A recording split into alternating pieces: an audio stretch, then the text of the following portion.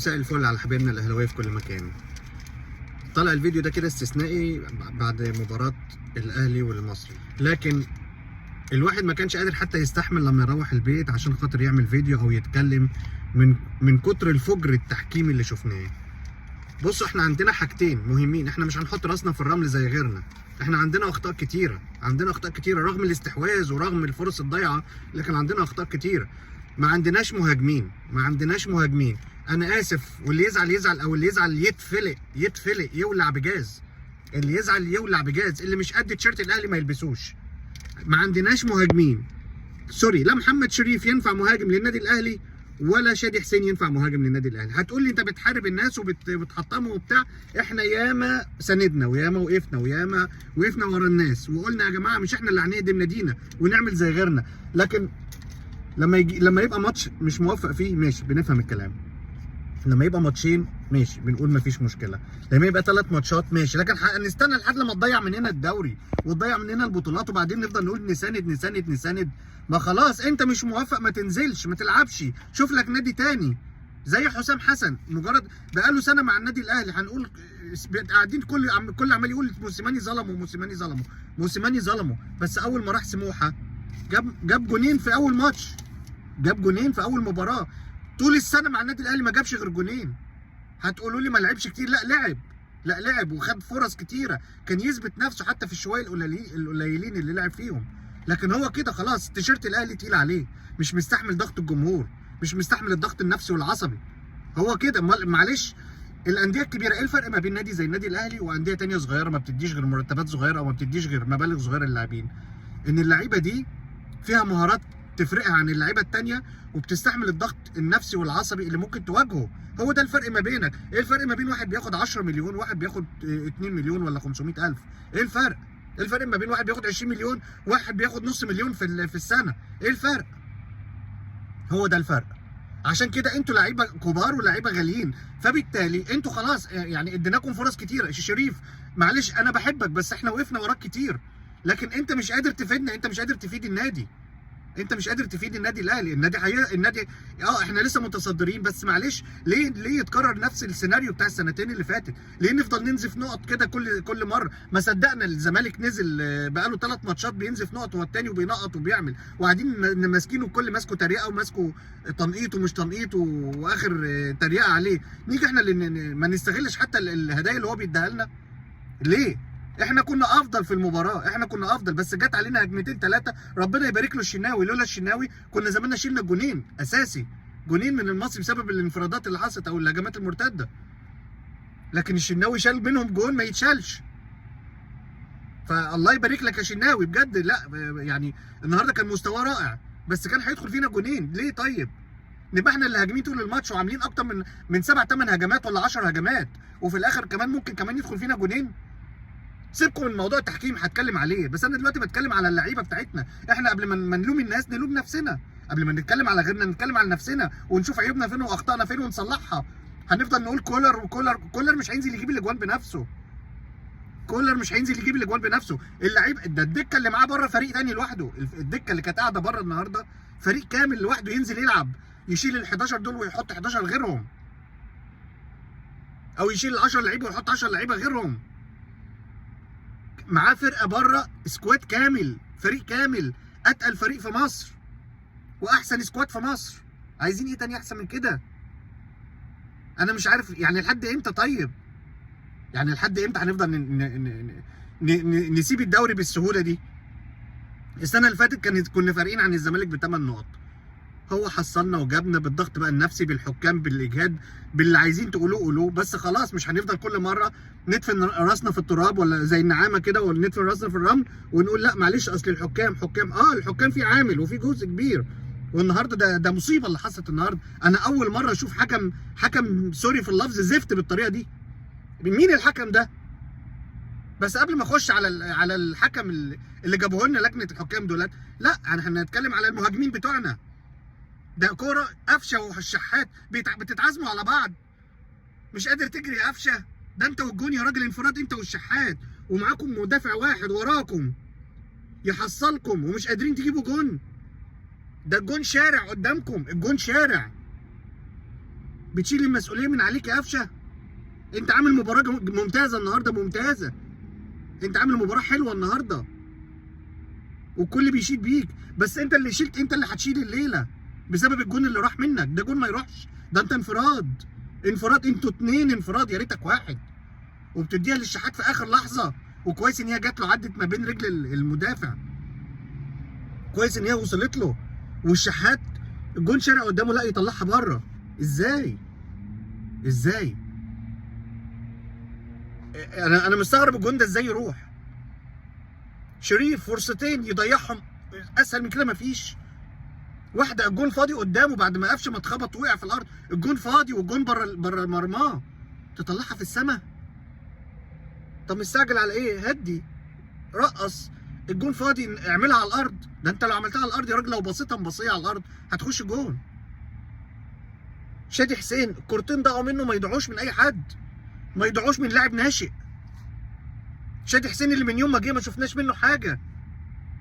شادي حسين اللي قال لك مهاجم باسلوب مدافع ولا باسلوب مشجع اهلاوي مشجع درجه ثالثه. يا عم احنا مش عايزين مشجع، احنا عايزين مهاجم، عايزين واحد يستغل انصاف الفرص. يستغل الفرص، بلاش انصاف الفرص. انتوا بتجيلكوا فرص حقيقيه، حقيقيه لو جت 10 مرات تاني ما تضيعش من اي حد. حرام اللي بتعملوه ده، حرام بجد، حرام. يعني انتوا النهارده يعني مش عارف انتوا عايزين ايه. طيب اكتر من كده فرص ايه؟ شريف انت كل ماتش دلوقتي بتنزل اساسي، محتاج ايه فرص اكتر من كده؟ ايه الفرص اللي انت محتاجها تاني؟ انا مش عارف فرص ايه اللي انت محتاجها. انا اسف، انا واحد من الناس بقول لا شريف ولا شادي حسين ينفعوا للنادي الاهلي. لو سمحت يا كابتن خطيب، لو سمحت يا اداره النادي الاهلي، اداره التعاقدات، لو سمحتوا احنا محتاجين مهاجمين ضروري ضروري ضروري. هتروحوا كاس العالم تعملوا ايه؟ هتروحوا كاس العالم للانديه الشهر الجاي تعملوا ايه؟ ده مش مستوى تلعبوا بيه. انتوا بتلعبوا في النادي الاهلي، لكن كده اللي بجد اللي بيحصل ده حرق الدم. احنا دمنا اتحرق، دمنا اتحرق. الحكم اسمه ايه؟ وليد عبد الرازق، اول مره يحكم في الدوري الممتاز. يوم جايين ممسكينه ماتش الاهلي، حكم من الاسماعيليه بيحكم ماتش للمصري، ما هو تبع منطقه القناه. وخشوا على صفحته على الفيسبوك هتلاقوه متصور في حاطط صوره له في مباراه المصري والزمالك، وحكم كل اشاداته وكل تعليقاته على قناه الزمالك. خشوا بصوا عليه لو فاكرين اني بكذب عليكم. خشوا بصوا على الصفحه بتاعته. ده حكم، ده شكله سوري في اللفظ انا اسف، من نظرته واحد داخل يتخانق مع اللعيبه، وبعدين هو عارف ونازل لهدف محدد. يا راجل ده يا راجل ده قفشه الراجل الجون الحارس المرمى ضربه بالبوكس في وشه، كل وشه جاب دم وكلنا اتخضينا عليه. وشه الدم مساح منه. انت مستني لما يموت قدامك ويطلع في الروح عشان تحسبها ضربه جزاء؟ طب لما دي ما تتحسبش ضربه جزاء، ايه اللي تتحسب ضربه جزاء بالنسبه لك؟ انت انهي واحده اللي تتحسب ضربه جزاء بالنسبه لك؟ انه يجيب سكينه ويضربه بالسكينه؟ هي دي ضربه الجزاء بالنسبه لك؟ الفار فين؟ الفار ما شفناهوش طول المباراه. الفار في لقطه قفشه ولقطه شريف اللي الراجل دايس على رجله، دوس على رجله، دوس على رجله. فين الفار؟ بيعملوا شاي؟ شالوا الفيشه؟ الفار عطلان؟ والله العظيم والله العظيم انا اشك ان الفار ما كانش شغال. الفار ما كانش شغال. اللي قاعد ده بياخد فلوس على ايه؟ اللي قاعد على الفار ده بياخد فلوس على ايه؟ بتستحل مرتبك على ايه؟ ازاي كده بتخش لبيتك وعيالك بفلوس حرام؟ اعمل باكل عيشك يا اخي. مالكش دعوه ان احنا فريق وحش ولا حلو، بنلعب وحش ولا حلو، بنجيب اجوان ولا ما بنجيبش. اعمل باكل عيشك، مالكش دعوه بلون التيشيرت. يا جدعان احنا مش طالبين ازيد من حقنا، ما طلبناش ازيد من حقنا، احنا بنطلب حقنا، احنا بنطلب ابسط حقوقنا. اديلنا حقنا حتى لو خسرنا. ايه القرف ده؟ ايه الدوري الزفت ده؟ ايه التحكيم الزفت ده؟ اتحاد الكرة ايه خاف عينوا حكم زملكاوي؟ خفتوا من كلام مرتضى منصور عليكم؟ ما هو قال عليكم كلكم مش رجاله، قال ما فيكوش راجل، قال هاتوا لي راجل فيكم انا لطش له. حد فيكم طلع رد؟ حد فيكم طلع كده كان عنده جرأة ان يطلع يرد؟ كلكم جبتوا ورا، كلكم ما بتخافوش غير بالصوت العالي. بيقول لك يا حازم يا امام اطلع من تحت السرير. بيقول لكم انتوا اتحاد كره، انتوا كلكم نايمين على وشكم. مش عايز اقولها بلفظ تاني. حد فيكم طلع يرد؟ ما حدش طلع يرد. جبتوا لنا حكم عشان يقتل المباراه، عشان يدي المباراه للنادي المصري لحساب الزمالك. جبتوا لنا حكم يدي انذار لمحمود متولي في الدقيقه 97 بعد ما المباراه خلصت، وهو عارف ان محمود متولي ان في اتنين لو خدوا انذارات، ياسر ابراهيم ومحمود متولي، لو خدوا انذارات مش هيلعبوا ماتش القمه قدام الزمالك. وعمل اللي هو عايزه، عمل اللي هو عايزه، لان ضربتين جزاء وفي طرد على النادي المصري ولا حسب اي حاجه. ولا انا لا ارى لا اسمع لا اتكلم. ايه القرف ده؟ في ايه؟ في ايه؟ احنا مش فاهمين. عايزين ايه؟ عايزين تدوا النادي للزمالك ادوهوله. خايفين من مرتضى منصور خلاص ادوهوله. ما بلاها لعب بقى ونتفرج على اي دوري تاني. نتفرج على الدوريات النظيفه زي الدوري السعودي ولا الدوري الجزائري ولا اي دوري. طالما انتم مش قابلين كده. احنا عمرنا ما بنطلع ننتقد بالطريقه دي ولا عمرنا بننفعل بالطريقه، بس انتوا طلعتونا عن شعورنا، خرجتونا عن شعورنا. مش كده.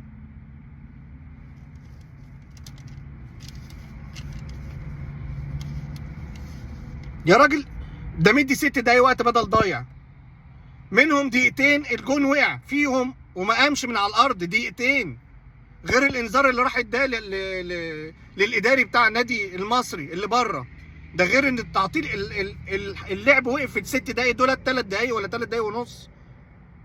قبل ما تيجي الدقيقه ال6 قام جاي مصفر. مستعجل على ايه حضرتك؟ ما انت اللي مضيع الوقت. وفي الاخر في التصريحات بتاعت حارس المرمى بتاع النادي المصري محمود جاد طالع يقول لك انا بيقول لجمهور الاهلي اعذروني سامحوني انا اسف، انا وقعت بامر من حسام حسن اللي هو المدير الفني، قال له عشان يضيع وقته وينزل يعمل تبديل. اتفضلوا، اعتراف واضح وصريح.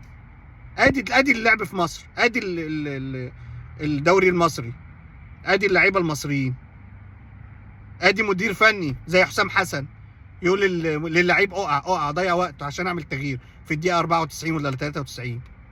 اتفضلوا.